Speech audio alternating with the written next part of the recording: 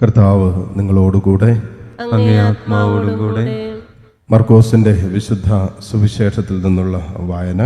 കർത്താവേ, അങ്ങേക്ക് മഹത്വം.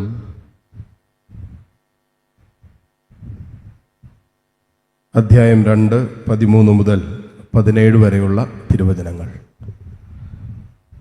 യേശു വീണ്ടും കടൽ തീരത്തേക്ക് പോയി. ജനക്കൂട്ടം അവൻ്റെ അടുത്തെത്തി. അവൻ അവരെ പഠിപ്പിച്ചു. അവൻ കടന്നുപോയപ്പോൾ അൽപ്പയുടെ പുത്രനായ ലേവി ചുങ്കസ്ഥലത്ത് ഇരിക്കുന്നത് കണ്ട് അവനോട് പറഞ്ഞു, എന്നെ അനുഗമിക്കുക.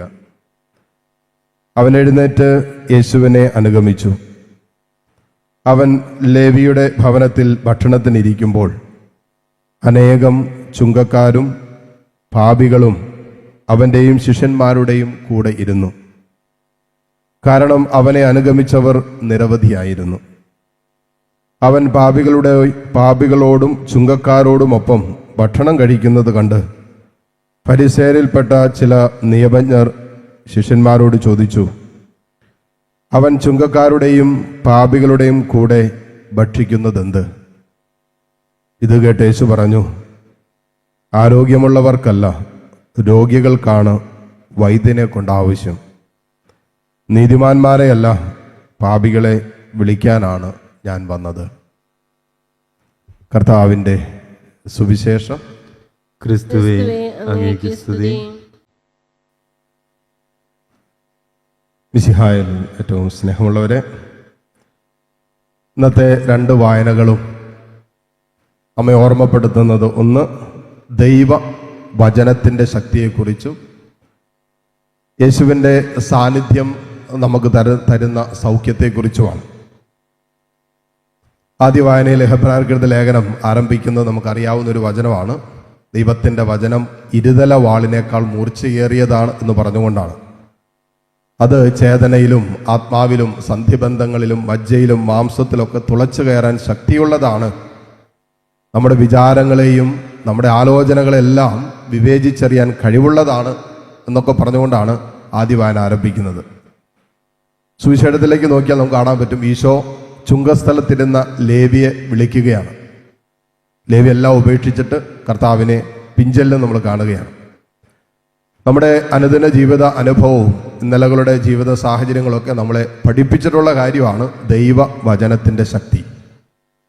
അത് ശരീരത്തെ മാത്രമല്ല, മനസ്സിനെയും ആത്മാവിനെയും, ഒരു മനുഷ്യ ജീവിതത്തിൻ്റെ എല്ലാ തലങ്ങളെയും സ്പർശിക്കാൻ കഴിവുള്ളതാണ് ദൈവത്തിൻ്റെ വചനം. അതുകൊണ്ടാണ് നമ്മൾ ദൈവവചനത്തിന് എത്രമാത്രം പ്രാധാന്യം കൊടുക്കണമെന്ന് നിരന്തരം പറഞ്ഞുകൊണ്ടിരിക്കുന്നതിന് കാരണം, ദൈവവചനത്തിന് നമ്മുടെ ജീവിതവുമായി ബന്ധപ്പെട്ട എല്ലാ തലങ്ങളെയും ഒരുപോലെ വിശുദ്ധീകരിക്കാനും സുഖപ്പെടുത്താനും ബലപ്പെടുത്താനും കൃപയിൽ നിലനിർത്താനും സാധ്യമാണ്. അതുകൊണ്ട് 2 വായനകൾ നമ്മൾ ഓർമ്മപ്പെടുത്തുന്ന ദൈവവചനത്തിൻ്റെ ശക്തിയാണ്. ഇനി തുറന്നങ്ങോട്ട് വായിക്കുമ്പോൾ അതിനേക്കാൾ സുന്ദരമായൊരു ഭാഗമാണ് നമുക്ക് 2 ഇടങ്ങളിലും കാണാൻ പറ്റുക. എബ്രായർക്കെഴുതിയ ലേഖനം കൂട്ടിച്ചേർക്കുന്ന ഇങ്ങനെയാണ്, നമ്മോടൊത്ത് സഹതപിക്കാൻ കഴിയാത്ത ഒരു പ്രധാന പുരോഹിതനല്ല നമുക്കുള്ളത്, മറിച്ച് പാപമൊഴികെ മറ്റെല്ലാറ്റിലും നമ്മെപ്പോലെ പരീക്ഷിക്കപ്പെട്ടവൻ. പാപമൊഴികെ ബാക്കി എല്ലാറ്റിലും നമ്മെപ്പോലെ പരീക്ഷിക്കപ്പെട്ട ഒരു പ്രധാന പുരോഹിതൻ നമുക്കുണ്ട്. അവന് നമ്മോടൊത്ത് സഹതപിക്കാൻ പറ്റുമെന്ന്. സുവിശേഷത്തിലേക്ക് വരുമ്പോൾ നമ്മൾ കാണുകയാണ്, ഈശോ പാപികളോടും ചുങ്കക്കാരോടും ഒപ്പം ഭക്ഷണത്തിനിരിക്കുകയാണ്. ഇവരൊന്നും മാറ്റി നിർത്തുന്നില്ല. ഇവരുടെ ബലഹീനതകളിലും ഇവരുടെ കുറവുകളിലും അവരെ ചേർത്ത് നിർത്തുന്ന ദൈവത്തിൻ്റെ സ്നേഹമാണ് പുത്രനായ ഈശോ വെളിപ്പെടുത്തിക്കൊണ്ടിരിക്കുന്നത്. അവനെക്കുറിച്ചാണ് ഹെബ്രായർക്കെഴുതിയ ലേഖനത്തിൽ പറയുന്ന, പ്രധാന പുരോഹിതൻ, നമ്മോടൊത്ത് സഹതപിക്കാൻ കഴിയുന്ന ഒരു പ്രധാന പുരോഹിതൻ നമുക്കുണ്ട്. പാപമൊഴികെ മറ്റെല്ലാറ്റിലും അവൻ നമ്മെപ്പോലെ സമനായിരുന്നു. ഈ നമ്മോടൊപ്പം സഹതപിക്കാന്ന് പറഞ്ഞാൽ, മറ്റൊരു വാക്യം പറഞ്ഞാൽ, നമ്മുടെ ബലഹീനതകളിൽ നമ്മെ ചേർത്ത് നിർത്തുന്ന സ്നേഹമെന്ന് വേണമെങ്കിൽ നമുക്ക് പറയാൻ പറ്റും നമ്മുടെ ഭാഷയിൽ.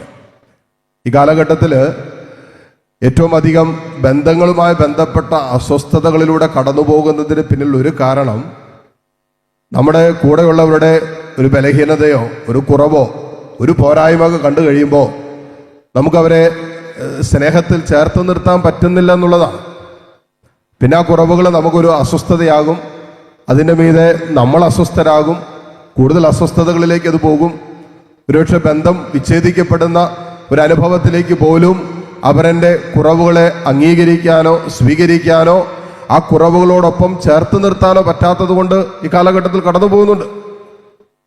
ഇവിടെയാണ് ഇന്നത്തെ സുവിശേഷം നമ്മുടെ മുമ്പിൽ ദൈവസ്നേഹത്തിൻ്റെ ഒരു മനോഭാവം പഠിപ്പിക്കുന്നത്. നമ്മോടൊത്ത് സഹതപിക്കാൻ, നമ്മെ ചേർത്ത് നിർത്താൻ കഴിയുന്ന ദൈവത്തിൻ്റെ സ്നേഹത്തെക്കുറിച്ച് സുവിശേഷത്തിൽ കാണുകയാണ്. പാപികളായിരുന്നു, ചുങ്കക്കാരായിരുന്നു, സമൂഹം മാറ്റി നിർത്തപ്പെട്ടവരായിരുന്നു ചുങ്കക്കാരെന്ന് പറയുന്നത്. അവരോടൊപ്പം യേശു സഞ്ചരിക്കുകയും ചുങ്കക്കാരിൽ ഒരുവനായി ലേവി യേശു വിളിക്കുകയും അവൻ്റെ ഭവനത്തിൽ അവനോടൊപ്പം പാപികളോടൊപ്പം ഭക്ഷണത്തിനിരിക്കുകയും അവരെ ചേർത്ത് പിടിക്കുകയും നീതിമാന്മാരെയല്ല പാപികളെ വിളിക്കാനാണ് ഞാൻ വന്നതെന്ന് യേശു പറയുകയൊക്കെ ചെയ്യുമ്പോൾ യഥാർത്ഥത്തിൽ നാം മനസ്സിലാക്കേണ്ടത് നമ്മുടെ സകല ബലഹീനതകളിലും നമ്മെ ചേർത്ത് പിടിക്കുന്ന ഒരു ദൈവത്തിൻ്റെ സ്നേഹമാണ്. നമ്മുടെ എല്ലാ കുറവുകളോടും കൂടെ നമ്മെ മനസ്സിലാക്കുന്ന ദൈവത്തിൻ്റെ കരുണയാണ്. നമ്മുടെ വീഴ്ചകളിലും നമ്മുടെ ഇടർച്ചകളിലും നമ്മെ താങ്ങി നിർത്തുന്ന, നമ്മെ തള്ളിക്കളയാത്ത, നാം ഉപേക്ഷിക്കാത്ത, ഏതറ്റം വരെ നാം ദൈവസ്നേഹത്തിൽ നിന്ന് അകന്നാലും പാപം ചെയ്താലും നമ്മെ കരുണയോടെ കടാക്ഷിക്കുന്ന, ചേർത്ത് പിടിക്കുന്ന നിത്യമായ ദൈവത്തിൻ്റെ സ്നേഹത്തെക്കുറിച്ചും പരിപാലനയെക്കുറിച്ചാണ് ഇന്നത്തെ വായനകൾ നമ്മൾ ഓർമ്മപ്പെടുത്തുക. അപ്പോൾ നമ്മോടൊത്ത് സഹതപിക്കാൻ കഴിയുന്ന ഒരു പ്രധാന പുരോഹിതൻ നമുക്കുണ്ട്. ഈ വിശ്വാസമാണ് നമ്മൾ ബലപ്പെടുത്തി മുന്നോട്ട് നടത്തുന്നത്. അവൻ നമുക്ക് വേണ്ടി പിതാവിൻ്റെ സന്നിധിയിൽ ഉപവിഷ്ടനാണെന്നും ഈ വിശ്വാസം അവൻ ഉത്ഥാനം ചെയ്തെന്നും ഉയർപ്പിക്കപ്പെട്ടു എന്നുള്ള വിശ്വാസമാണ് അനുദിന ജീവിതത്തിൻ്റെ വേദനകളിലും സങ്കടങ്ങളിലൊക്കെ നമ്മോടൊപ്പം നമ്മുടെ കൂടെ നിൽക്കുന്ന ഒരു കർത്താവിൻ്റെ സാന്നിധ്യമുണ്ട് എന്ന് വിശ്വസിച്ച് അവൻ ഉത്ഥാനം ചെയ്തതുപോലെ നമ്മളും ഉത്ഥാനം ചെയ്യുമെന്നുള്ള വിശ്വാസത്തിൻ്റെ ബോധ്യത്തിൽ ഒരു ദൈവ പൈതലിന് ഈ ജീവിതത്തെ മുന്നോട്ട് കൊണ്ടുപോകാൻ പറ്റുക. അപ്പോൾ കർത്താവ് നമ്മുടെ കൂടെയുള്ളപ്പോൾ ഈശോ നമ്മുടെ എല്ലാ ബലഹീനതകളിലും നമ്മെ ചേർത്ത് പിടിക്കുന്നവനാണ് എന്ന് ഹൃദയത്തിൽ വിശ്വസിച്ചാൽ നമുക്ക് വിശ്വാസ ജീവിതവും ആത്മീയ ജീവിതവും നമ്മുടെ വൈകാരിക ജീവിതമൊക്കെ എളുപ്പത്തിൽ മുന്നോട്ട് കൊണ്ടുപോകാൻ, സൗഖ്യമുള്ളവരായി മുന്നോട്ട് പോകാനായിട്ട് സാധ്യമാണ്. പലപ്പോഴും നമ്മുടെ ബന്ധങ്ങളിൽ നമ്മൾ സൂക്ഷിക്കാൻ മറന്നു പോകുന്ന, അല്ലെങ്കിൽ പാലിക്കാൻ മറന്നു പോകുന്ന ക്രിസ്തുവിൻ്റെ ഒരു മനോഭാവമാണ് കുറവുള്ളവരെ മാറ്റി നിർത്തുന്ന മനോഭാവം. എന്തെങ്കിലും പോരായ്മകളുണ്ടോ, എന്തെങ്കിലും ബലഹീനതകളുണ്ടോ, എന്തെങ്കിലുമൊക്കെ വീഴ്ചകൾ സംഭവിച്ചിട്ടുണ്ടോ, അവരെയൊക്കെ നമ്മൾ ബോധപൂർവം മാറ്റി നിർത്തുന്ന, നമ്മുടെ സ്നേഹവലയത്തിൽ നിന്നും നമ്മുടെ സാമൂഹിക ബന്ധ വലയങ്ങളിൽ നിന്നൊക്കെ മാറ്റി നിർത്താനുള്ളൊരു പ്രവണത വേണ്ട. നമ്മളെ ഏതെങ്കിലും വിധത്തിൽ വേദനിപ്പിച്ചവരാകാം, മുറിപ്പെടുത്തിയവരാകാം, അവരുടെ ബലഹീനതകൾ അല്ലേ, ഒരു അപരൻ്റെ മാനുഷികവും വൈകാരികവും ആത്മീയമായ ബലഹീനതകളിലാണ് അവരൻ നമ്മെ വേദനിപ്പിക്കുകയും മുറിപ്പെടുത്തുകയൊക്കെ ചെയ്യുന്നത്. അവരൻ നമുക്കെതിരെ തിരിയുന്നതും സ്നേഹത്തിൻ്റെതല്ലാത്ത സ്വഭാവ സവിശേഷതകൾ വെളിപ്പെടുത്തുന്നത് അവരൻ്റെ അറിവില്ലായ്മ കൊണ്ടും ബലഹീനത കൊണ്ടുമാണ്. അപ്പോൾ നമ്മുടെ ബലഹീനതകളിൽ നമ്മൾ ചേർത്ത് പിടിക്കുന്ന ദൈവത്തിൻ്റെ സ്നേഹത്തെക്കുറിച്ച് പറയുമ്പോൾ അവരൻ്റെ ബലഹീനതകളിൽ അവരെ ചേർത്ത് പിടിക്കാനും മനസ്സിലാക്കാനും സാധ്യമാകുമ്പോൾ ദൈവിക സ്വഭാവത്തിലേക്ക് നമ്മൾ ഉയർത്തപ്പെടുകയാണ്. കർത്താവിൻ്റെ സ്വഭാവം സ്വീകരിക്കുന്നവരായി നമ്മൾ മാറുകയാണ്. ദൈവതുല്യരായി, മറ്റൊരു വാക്യം പറഞ്ഞ ദൈവതുല്യരായി നമ്മൾ ഉയർത്തപ്പെടുകയാണ്. യഥാർത്ഥ ദൈവത്തിൻ്റെ മക്കളായി നമ്മൾ രൂപപ്പെടുകയാണ്.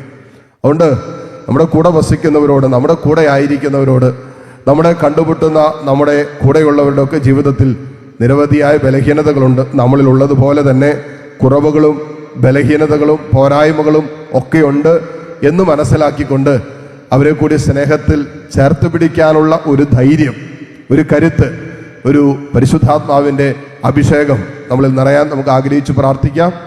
ഈ വിശുദ്ധ കുർബാനയുടെ യോഗ്യതയാൽ ഈ സ്നേഹത്തിൻ്റെ ആ കരുതൽ നമ്മൾ അനുഭവിക്കുവാൻ, നമ്മൾ പാപികളായിരുന്നിട്ടും നമ്മൾ അയോഗ്യരായിരുന്നിട്ടും ഈശോ തൻ്റെ ബലിയിലൂടെ, തൻ്റെ പീഡാസഹനത്തിലൂടെ, തൻ്റെ കുരിശുമരണത്തിലൂടെ നമ്മെ സ്നേഹിച്ചതുപോലെ സഹനത്തിലൂടെ സ്നേഹിക്കാനുള്ള, നമ്മുടെ കൂടെയുള്ളവരോട് അനുതാപത്തോടും സഹതാപത്തോടും കൂടി വ്യാപരിക്കാനുള്ള ഒരു കൃപയ്ക്കായി ഈ ബലിയിലൂടെ പ്രാർത്ഥിക്കുകയും ചെയ്യാം.